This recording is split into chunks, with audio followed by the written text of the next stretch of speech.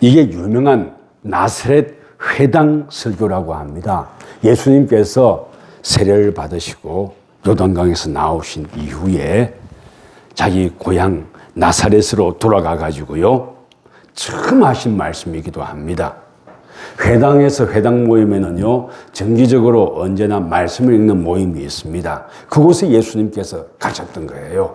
그래서 그 중에 그때 예수님께서, 당신께서 성경을 펼치시고 처음 하신 말씀이 오늘 여러분과 제가 읽어본 이 본문 말씀이기도 합니다. 근데 이 본문 말씀, 신약의 누가복음으로 기록되어 있지만 사실 이 본문 말씀은 이사야서이기도 합니다. 이사야서 61장 1절에서 3절 말씀을 그대로 읽으신 거예요. 그러면서 예수님의 공생의 제1성이 이사야서 61장 1절에서 3절 말씀으로 시작했던 겁니다. 그러면 그 말씀이 무엇인지 한번 읽어주십시오. 주 여호와의 영이 내게 내리셨으니 이는 여호와께서 내게 기름을 부으사 가난한 자에게 아름다운 소식을 전하게 하려 하심이라. 나를 보내사 마음이 상한 자를 고치며 포로된 자에게 자유를, 갇힌 자에게 노임을 선포하며 여호와의 은혜의 해와 우리 하나님의 보복의 날을 선포하여 모든 슬픈 자를 위로하되 무릇 시온에게 슬퍼하는 자에게 회관을 주어 그 죄를 대신하며 기쁨의 기름으로 그 슬픔을 대신하며 찬송의 옷으로 그 근신함을 대신하시고 그들이 의의 나무 곧 여호와께서 심으신 그 영광을 나타낼 자라 일컬음을 받게 하려 하심이라. 아멘. 이 이사야서 61장은요, 제3 이사야서에 속하고 이스라엘 백성들이 바벨론의 포로로 끌려갔다가 다시 고국으로 돌아와서 그리고 두 번째 성전을 재건한 후에 선포된 말씀, 씌어진 말씀입니다. 그리고 고향 땅으로 돌아왔지만 그리고 20년 걸려가지고 겨우 예루살렘 성전을 재건하긴 했지만 삶은 여전히 구차하고 고단하고 힘들었던 겁니다. 그리고 그때 제3 이사야서 이 말씀을 통해 가지고 이스라엘 백성들이 삶을 어떻게 살아야 할 것인지, 여호와 하나님을 사랑하고 그분의 뜻을 따라 살아가는 이들은 이곳에서 삶을 어떻게 유지하며 지탱해야 할 것인지, 어떻게 누려야 될 것인지를 이사야 61장의 말씀으로 얘기했던 거예요. 근데 예수님께서 당신의 공생애를 시작하면서 제1성으로 지금 이사야 61장 이 말씀을 인용해서 선언 또는 선포하고 계신 겁니다. 뭐라고 했습니까? 주의 성령이 내게 임했으니, 예수님께 주님의 성령이 임하여서 그 성령의 이끄심을 따라 성자 하나님 예수님께서 그 성령의 이끄심을 따라 이곳에서 하나님 아버지의 뜻을 펼쳐가겠다고 선언하고 계시는 거예요. 성령님의 이끄심 따라서. 오늘날 여러분과 저도 성령님의 이끄심을 따라서 살아가는 삶이 중요할 것입니다. 그렇다면 성령의 이끄심은 뭘까요? 성령의 이끄심이라고 할 때는요, 여러분 우리 살아보면요, 내 생각, 자기 생각 이런 것들 많이 있잖아요. 그걸 두고 인생관이라고 해도 좋고 세계관이라고 해도 좋습니다. 뭐 패러다임이라는 말을 쓰기도 합니다. 그래서 내 인생관, 내 세계관을 가지고 세상을 내다보고 내 세계관을 가지고 세상에 도전에 응전해 가지 않습니까? 근데 그 굉장히 소중하고 귀한 겁니다. 왜? 내 아이덴티티나 내 삶을 이끌어가는 것이 내 생각이고 내 세계관이기 때문에요.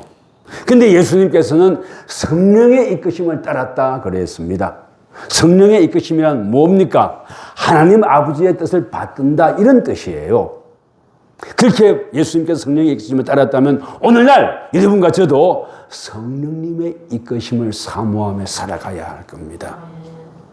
여러분들, 성령의 이끄심이 아니면 내 생각이 가득 차게 되면요, 내 생각대로 살아갑니다. 근데요, 참 인생이라는 게 이상합니다. 부자 가난병이 그런 것을 따지는 것이 아니라 10년, 20년, 30년, 40년 사람들의 삶을 쭉 살펴보면요, 그의 생각대로 삽니다. 참 묘합니다. 그의 사고와 그의 생각대로 살아갑니다. 근데 그의 사고와 그의 생각대로 살아가는데 그의 사고와 그의 생각이 성령께서 이끌어 가신다면 얼마나 귀하고 아름답고 좋을까? 내 생각이나 내 고집이나 내 생각대로 판단하고 살아가면은요, 그 인생이 어떻게 되겠습니까? 어쩌면 고집불통의 인생이 될 수도 있고, 어쩌면 나를 되돌아보지 못하는, 회개하지 못하는 인생이 되겠고, 회개가 자기 성찰이죠, 뭐. 자기 성찰할 줄 모르는 인생이 될 수도 있고, 또 그렇기 때문에 자기 성찰할 줄 모르기 때문에 발전이 없는 인생이 될 수도 있어요. 어떤 사람은 1년, 2년 지나고 만나면은요, 발전하고 하는 이런 것이 보이는데, 어떤 사람은 10년을 지켜봐도 변화가 없어요. 맨날 그런 인생을 살아요. 왜? 내 생각에 사로잡혀 사니까요. 그건 무섭습니다. 무섭습니다. 과거에 꽤 좋았다는, 물론 과거에 꽤 좋은 것도 있었겠죠. 요 앞에 지금은 돌아가셨는데 글도 모르고 TV도 보지 아니하는 그런 어떤 늙은 모친이 계셨어요. 그래서 맨 요 앞에 문을 열고 이렇게 내다보고, 그래서 저한테는 자기의 시선이 가려지니까 주 앞에 큰 나무를 좀 잘라주면 좋겠다고 하는 그런 분이었어요. 잘라드리기도 하고 그랬었습니다. 근데 이분이요, 글도 모르죠, TV도 안 보죠 하니까요, 자기 생각에 꽉 잡힌, 글 안 보니까 책 읽을 이유가 없죠. 여러분들 책 읽습니까? TV 뉴스 봅니까? 이분은 뉴스도 안 봐요. 그러니까 외부의 정보가 들어올 자리가 없어요. 그러니까 자기 생각에 꽉 매여 사는 거예요. 손자, 손녀들하고 얼마나 많이 싸웠는지, 며느리하고 얼마나 많이 싸우는지, 아들하고 얼마나 많이 싸우는지, 새로운 생각이 들어올 자리가 없으니까요. 참 아쉬웠습니다. 그래서 늘 밖에 내다보고 자기 말만 하는 게 낙이었는데, 그래서 앞에 시선이 가려지니까 저보고, 아이고 목사님, 내가 이쪽으로 가면 귀인을 만난다고 하는데 목사님이 귀인이네요, 이렇게 말씀을 하셨더라고요. 그래가지고 나무를 좀 잘라달라는 거예요. 잘라드렸습니다. 낙이 그거니까. 아, 그렇구나. 성령에 이끌린다는 것, 여러분들 이거 중요합니다. 근데 성령에 이끌리지 못하게 하는 것 많습니다. 나의 고통, 아픔 이런 것들이, 나의 자존심 또는 나의 자의식 이런 것들이요, 성령의 이끄심을 보지 못하게 합니다. 여러분들 공부해야 됩니다. 뭐 공부가 뭐 책 읽고 뭐 중고등학교 때 대학 때 하는 그게 공부 아닙니다. 세상을 바라보는 눈. 그리고 엔트로피가 증가하기 때문에 내가 어떤 결심 갖고 했다 때 인생은 흐트러지거든요. 그래서 그 흐트러지고 그랬을 때 다시 나를 한번 돌아보겠다는 이런 각오가 있어야 됩니다. 그렇게 하지 않으면요, 영영 주저앉고 맙니다. 근데 성령께서 이끄시는 대로 예수님 인생을 새로이 세우시는 거예요. 지금까지는 자연인 예수, 마리아와 요셉의 아들 예수로 살았다면 이제부터는 하나님의 성자 하나님 예수로 삶을 살아가기로 결단하는 거예요. 왜? 성령을 통해서 나를 다시 돌아봤기 때문에. 그리고 그 외치는 말씀이 여호와께서 내게 기름을 부으셨다. 그렇죠? 그리고 이는 가난한 자에게 복음을 전하게 하시려고 내게 기름을 부으시고 나를 보내사 포로된 자에게 자유를, 눈먼 자에게 다시 보게 함을 전파하며 눌린 자를 자유롭게 하고 주의 은혜를 전파하게 하려 하심이라고 이 얘기를 했습니다. 예수님의 뜻이 여기에 딱 응축되어 있는 거예요. 예수님께서 세상을 보고 사람을 보는 것은 통전적이라고 합니다. 그 사람의 개인의 삶과 그가 속해 있는 사회와 그의 생각과 그의 삶을 돌파해 나가는 그 모습을 다 함께 본다는 거예요. 그래서 영만 말하지 않습니다. 배고프고 땀 흘리고 좌절도 하고 또는 한번 돌파해 보려고 일어나려고 애써보는 그 삶 자체를 다 함께 바라보신다는 것이 지금 이사야서 61장 말씀을 통해서 가난한 자, 기름 포로된 자, 눈먼 자, 주의 은혜의 해를 전파하게 한다는 이 말씀 속에 있는 거예요. 그래서 우리는 예수를 믿을 때요, 내 영이 주를 찬송하는 것 굉장히 귀합니다. 내 영이 주를 찬송하는 것만이 아니라 내 삶이, 내 입에서 나오는 말이, 내 행동이 주님을 찬송할 수 있는 대로 가야 하는 거예요. 아멘. 그러지 못한다면 예수 믿는 삶의 의미가 뭐가 있겠습니까? 구원요, 죽고 난 이후에 내 영만 쪽도서 저기에 딱 보내는, 이거는 구원이긴 한데 이게 구원의 모두가 아니에요. 구원의 한 부분입니다. 그것도 사모할 뿐만이 아니라 이 땅에서 삶을 살아갈 때 내 이웃을 돌보고 섬기고 그에게 내 삶의 향기로, 내 삶의 향기가 아니라면은 예수 그리스도의 그 향기로 주님의 복음을 전하며 살아가는 삶, 이걸 우리에게 부탁하고 있는 거예요. 아멘. 그래서 우리 예수 믿는 사람은요, 믿지 아니하는 사람하고 많이 다릅니다. 첫 번째 다른 게 뭔 줄 압니까? 많이 고단합니다. 많이 고단해요. 우리는 예수 믿으면 복 받고 편해졌다 하지 않습니까? 물론 그 영역도 있겠죠. 그러나 예수 믿는 사람은 많이 고단합니다. 왜 고단합니까? 예수 믿지 아니하는 사람은 먹고 놀고 캠핑 가고 뭐 여러 가지 해외여행 가고 그리고 내 직장 그 일에만 올인하면 됩니다. 또 그렇게 하는 거에 대해서 누가 뭐라고 하지도 않습니다. 오늘날에는요, 자기 일에 충성되고 열심히 일하는 사람도 보면은 주위의 사람들이 그 사람을 칭찬합니다. 내일 열심히만 해도 칭찬받을 수 있어요. 근데 예수를 구주로 고백하고 살아가는 사람은 어떻습니까? 거기에 주님께서 하나 과제를 부과하잖아요. 은혜는 숙제라는 뜻도 있다고 그랬습니다. 복음에는 숙제도 있어요. 우린 지금까지 복음의 은혜와 기쁨만 말했다면 이제는 기쁨과 그 은혜를 넘어서서 주님께서 주시는 숙제도 이제 감당해 봐야 하는 거예요. 그 숙제가 뭡니까? 주님께서 행하셨던 대로 나도 행하며 따라가 보려고 발버둥 치는 것.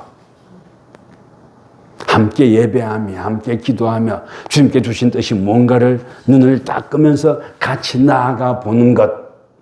그 이웃을 위하여 다른 일을 위하여 내가 무엇을 해볼 수 있을까 한번 고민해 보는 것. 이게 주님께서 이런 거 저에게 주신 숙제입니다. 아, 주님, 내 코앞이 내 코가 석자입니다. 내 발등에 불이 떨어져 있습니다. 맞습니다. 내 발등에 불이 떨어져 있어요. 내 코가 석자입니다. 맞습니다.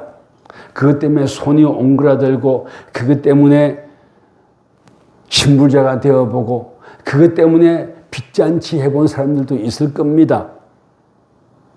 그렇지만 우리 거기에 너무 매몰되지 말자는 거예요.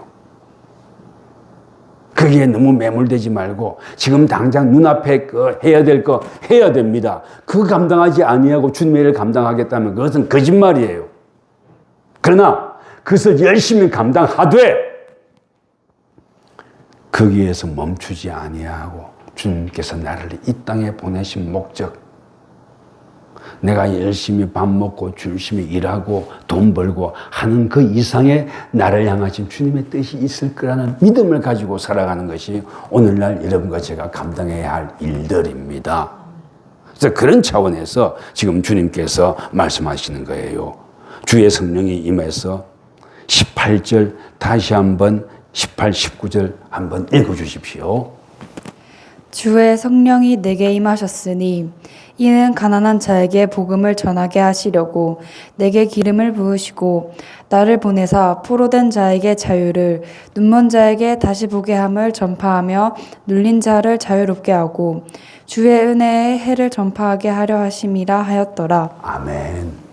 그렇다면 이런 질문을 해봅니다. 목사님, 오늘 3.1절 기념 예배를 해놓고 성경 본문에 이거 하고 3.1절 기념 예배하고 뭐 연관됩니까? 질문해 볼 수 있습니다. 근데요, 우리가 일제 식민 지하에 있을 때는 이사야서 구약을 못 읽게 했어요. 모세오경과 민족 정신을 고취하고 각 나라마다 각 민족마다 고유의 기품이 있고 고유의 귀하고 소중하고 아름다움이 있다는 것을 막 하는 것이 모세오경이었고 또한 이사야서였거든요. 그래서 모세오경과 이사야서를 못 읽게 할 뿐만이 아니라 구약도 못 읽게 했어요. 왜?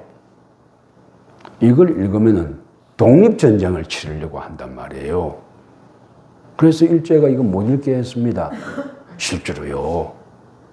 우리 군부 독재 때 제가 대학을 다녔는데 외국에서 타임지가 들어오면은요, 대학 도서관에 가보면 타임지에 맨도날로 잘라낸 것들이 많이 있었어요. 그 대한민국의 민주주의 현실이나 5.16 쿠데타 이후에 그 인권 탄압 이런 것을 못 보게 하려고 타임지는 다 싫으니까. 근데 그것을 우리나라에서 못 들어오게 하면은 그 인권 탄압하는 데가 되니까 들어오게는 하는데 다 맨도날로 다 잘라내고 들어오고 그랬더랬습니다. 여기에 3.1 운동을 하면서 이사야서를 나누는 의미가 있는 거예요. 3.1절 기념 예배를 드리면서. 왜 각 민족들을 대동아 공영권이라고 해서 그 각 민족마다 고유의 아름다움과 문화가 있고 그들만이 누리는 기쁨이 있는데 왜 그것을 니들이 그렇게 통일하려고 하느냐? 그것도 군합발로, 그것도 총칼로. 며칠 전에 미국이 항공모함 전단을 2개를 동원해가지고 이란을 폭격했어요. 이란도 많이 나쁘죠. 그러나 미국도 나쁩니다. 이란의 그 내부적인 국민을 타담하는 건 말도 못하게 커요. 이란의 민주화가 돼야 됩니다. 그러나 그런다고 해서 자기만의 국익을 원한다고 해서 항공모함 전단을 2개나 동원해가지고 그 나라를 폭격하고 하는 것은 또 그건 옳지 않아요. 그건 옳지 않아요. 그리고 그걸 지켜보는 선교사의 눈은 어땠습니까? 지금 30몇 시간 지났고 아직도 방공호에서 나왔다는 말은 못 들었어요. 페북에 글을 올리던데. 나오면 그 선교사님은 저한테 제일 먼저 이렇게 나왔다고는 소식을 전하는데 그래요. 이란과 이스라엘과 그 주변에 있는 이들과 미국의 젊은이들과 이란에 있는 그 여성과 약자와 어려운 자들도 보호받아야 할 생명이란 말입니다. 이것을 말하고 싶어 하는 거예요. 3.1 운동도 그런 연장선 위에 있습니다. 어떤 특별한 이들의 이익과 자기네 입장을 공고히 하기 위해서 3.1 운동을 없애려고 하는 세력들도 있습니다. 우리나라에. 제가 오늘 설교 준비하면서요, 이완용의 세력들을 봤더니 그 이완용이 일본에게 자유를 받고 일본으로부터 하사받은 땅이 엄청나게 많은데 거기에 1%도 환수하지 못했더라고요.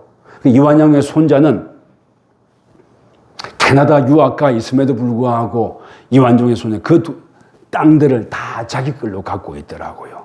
그 이 반면에 유혜영 선생님 같은 경우 뭡니까? 신흥무관학교를 창설하고 신민회를 세웠던 이혜영 선생님은 자기의 그 거대하고 많았던 돈을 다 신흥무관학교와 신민회에 다 넣고 그리고 일본인을 암살하려고 하다가 1939년에 잡혀서 사형을 당했는데 이 거대한 부자였는데 오늘날로 말하면 재벌이었죠. 신흥무관학교 하나 유지하려면 얼마나 돈이 많이 들었겠습니까? 나라가 도우지 못하는 입장에서. 그래서 그걸 하다가 쫄딱 거지가 되어가지고 그 상해에서 생활이 힘드니까 그 자기 옷을 전당포에 맡겨서 그걸로 밥을 먹고 나갈 때 입을 옷이 없어가지고 방 안에 들어 누워 있었다는 그런 기록들이 있잖아요. 그럼에도 불구하고 이완용의 후손은 떵떵거리고 사는 이런 세상 속에서 주님을 바라본다는 것이 무엇인지, 3.1운동 기념 예배를 드린다는 것이 무엇인지를 다시 한번 생각해 보자는 겁니다. 그러면서 그 시대나 1919년이나 2026년이나 또는 예수님의 1세기 때나 또 그로부터 600년 더 거슬러 올라간 제3 이사야서가 씌어지던 때나 주님의 뜻을 따라서 고아와 과부와 나그네를 돌보고 그들을 존중하는 삶은 지금도 그때도 유지되어야 된다는 것을 예수님은 말씀하고 계시는 거예요. 그들에게도 복음이 선포되어야 되고 그들에게도 하나님의 은혜와 따뜻함이 가닿아야 되고, 그러면 이렇게 말합니다. 그러면 고아와 과부와 나그네만 구원을 받느냐? 천만의 말씀. 이걸 두고 옛날에는 뭐 편파성이라고 했는데 요즘에는 신학자들이 독일의 경우는 단파성이라는 말로 바꾸었는데, 왜 그러면 고아와 과부와 나그네만을 위하는 것이냐라는 반문을 합니다. 근데요, 이게 고아와 과부와 나그네만을 위하는 게 아니고 고아와 과부와 나그네와 눌린 자와 포로된 자가 자유하게 된다면 세상의 모든 사람들이 자유하게 될 수 있다. 그러므로 고아와 과부와 나그네와 포로와 눌린 자를 말하고 있는 것이라고 예수님은 말씀하시는 거예요. 그렇지 않겠습니까? 고아와 과부와 눌린 자와 포로된 자가 일어날 수 있는 세상이라면은 다른 사람들도 일어날 수 있는 세상이 아니겠습니까? 부자도 악한 것 아니에요. 여러분들 부자 되십시오. 부자 되어서 뭐 한다고요? 나만 잘 먹고 잘 사는 것이 아니라 세상을 위해서, 다른 어떤 귀한 꿈을 위해서 그것을 쓰기를 원하는 거 아닙니까? 내가 부자가 되는 것이 어떤 남을 억압하는 것이 아니라, 내가 부자가 되어서 집을 400채, 500채를 사는 것이 아니라 그것을 어느 누구도 다른 사람도 정당하게 가질 수 있는 세상, 수고했을 때 가질 수 있는 세상. 그래서 공산당이 되라는 거 아니에요. 내가 땀 흘리고 돈을 벌어야 됩니다. 그래서 자녀를 양육하고 학교 보내고 시집 장가 보내고 또 그들이 시집 장가 가가지고 열심히 땀 흘리고 그러면 자기 집을 살만한 세상은 만들어줘야지 않겠냐는 것이 여기에 들어있어요. 그러나 이게 모두는 아닙니다. 이 땅에서 살 땅, 집 아주 소중하죠. 그러나 여러분과 제가 한 걸음 더 앞으로 나아가야 할 것은 영원한 하늘나라에서 살 집. 그 둘이 함께 꿈꿔야 하지 않겠습니까? 그런 뜻으로 하나님은, 주님은 공생의 제1성으로서 나사렛 회당 설교를 하면서 고아와 과부와 나그네를 말하는 거예요. 또 고아와 과부와 나그네를 말하는 것 속에는 어떤 것이 들어있냐면요, 인생에 대한 존중함이 들어있습니다. 존중. 그 사람의 삶이 어떤 조건이 있고 어떻게 살아가고 뭐가 부족하다 할지라도 그 사람은 그 사람 자체로서 존중받을 만한 것이야 라는 그런 모든 인생은 그 속에 주님을 영접하지 않았음에도 불구하고 하나님께서 그 인생을 창조할 때 이마고 데이, 하나님의 형상을 넣어서 창조했기 때문에 죄 때문에 흐려졌다 한다 할지라도 그 존재는 악한이라도, 그 존재는 나쁜 녀석이라도 소중하다. 그러므로 존중받아야 된다 라는 것이 여기에 들어 있습니다. 물론 히틀러 같은 사람도 그 인생 자체로는 존중을 받아야겠죠. 물론 벌 받을 것은 받아야겠지만요, 여기에 존중을 말할 때는 여러분들, 우리 은근히 무시하는 사람들 있잖아요. 좀 부족하다 또는 가난하다. 저도 복음을 전하고 그러려고 이렇게 농막의 사람들 많이 만나보고 그래요. 그러면 저한테 목사님 차가 뭡니까? 하고 물어보는 사람이 있어요. 목사님 사택은 목사님 겁니까? 하고 물어보는 사람이 있어요. 제 거 아닌데요. 제 거 아닌데요. 그러면 갑자기 무시하는 모드로 들어갑니다. 그래요. 존중한다는 것은 돈이 많다 적다가 아니에요. 그 사람 자체로 존중받아야 한다는 겁니다. 이게요, 장애인 사회 갈 때도 이거 얘기를 많이 합니다. 친절하지 않아도 돼. 존중은 해야 돼. 반말로 막 친절하게 하는 것보다요, 반말 하지 말고 존중해주는 삶, 그 존재 자체로 인정해주는 삶, 이걸 말합니다. 오늘 시간이 많이 갔는데요. 제가 한 5, 6년 전에 어떤 교회를 섬기면서 장애인, 거기에 권사회에서 장애인 사역을 하는데 1년에 한두 번 바람 좋고 물 좋은 데 가서 장애인들을 모시고 같이 가가지고 밥도 해서 먹이고 찬양도 하고 예배도 드리는 그런 프로그램을 운영하는 걸 봤어요. 저도 거기를 같이 갔었는데 같이 점심시간에 밥 먹는데 권사님들도 뭐 25년 전에는 뭐 좋은데 도시락 이런 거 없잖아요. 그러니까 소나기가 오고 난 오후였는데 내려가는 물이 콸콸콸하고 흘러내려가는데 얼마나 찌는 날씨인지 권사님들이 총동원해가지고 거기서 불 떼서 밥을 해가지고요. 이제 그 장애인들하고 밥 먹는 날이었는데 점심을 같이 먹는데 한쪽에서 짜증 쏘는 소리가 막 들리는 거예요. 장애인이었는데. 그래서 짜증 쏘는 소리가 들리니까 막 봉사하고 그러다가 여러분들 뭐 봉사하는 이들도 내가 봉사할 때 받는 사람이 천사 같으면 더 좋지 않겠습니까? 근데 땀 흘리면 막 밥을 해서 섬기고 뭐 떠먹여주고 하는데 막 짜증을 내는 거예요. 그래서 사람들이 다 피곤하고 하니까 긴장해 있었습니다. 근데 무슨 일인가 하고 봤더니 지체장애인인 어른이셨는데 이분에게 어떤 권사님이 밥을 이렇게 먹이는데요. 나이 많고 자신은 어른이라고 생각하는데 왜 나를 애 취급하느냐. 내 입에 밥을 넣을 때도 난 어른이다. 큰 숟가락으로 많이 넣어다고. 뭐 애기처럼 이렇게 나한테 하지 말아다고.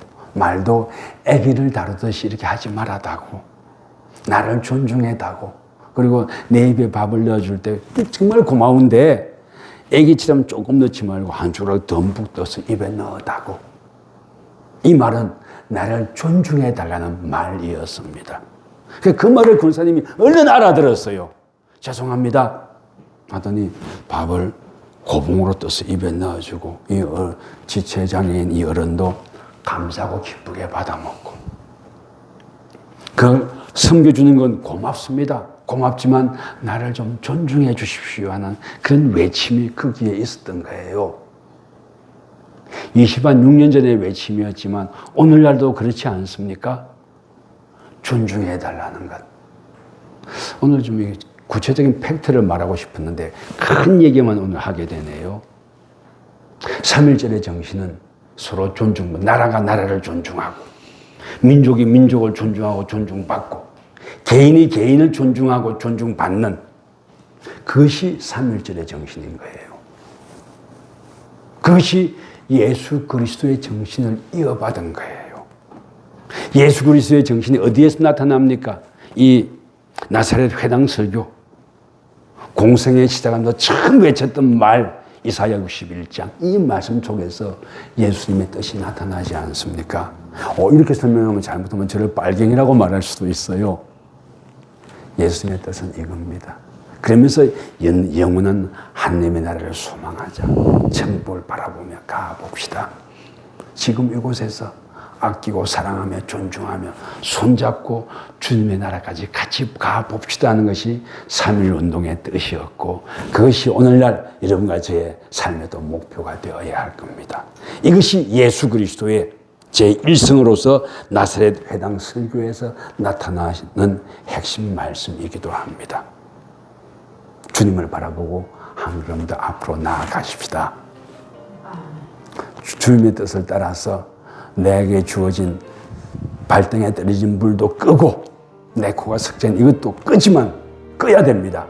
그러나 거기에 매몰되지 아니하고 주님을 바라보며 한 걸음 더 내디뎌 보십시다. 주님께서 함께 하십니다.